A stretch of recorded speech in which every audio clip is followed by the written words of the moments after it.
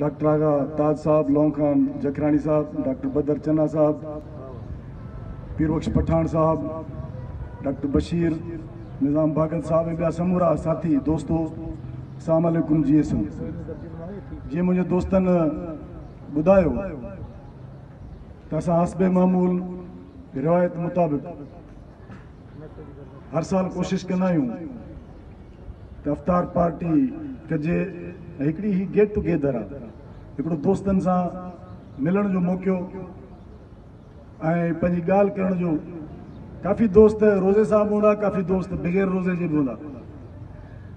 पर असां सम्झूं था त माण्हुनि खे गॾु करणु बि हिकिड़ी इबादत आहे ऐं माण्हुनि खे गॾे पंहिंजे मक़सद जी ॻाल्हि करणु, पंहिंजे वतन जी ॻाल्हि करणु, पंहिंजे क़ौमी मफ़ादनि जी ॻाल्हि करणु बि हिकिड़ी इबादत आहे। इबादत रुगो रोज़ो ऐं नमाज़ कान्हे, पर इबादत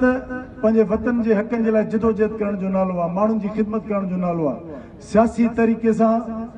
बहितर रस्तो ॾेई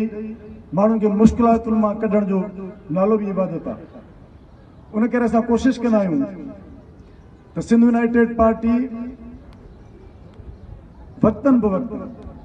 माज़ी क़रीब में जॾहिं बि सिंध खे चैलेंजिस पेश आया उन दौरान सिंध यूनाइटेड पार्टी सॼी सिंध खे गॾु करे, सभिनी मुहबे वतननि खे गॾु करे, सिंध जे शऊर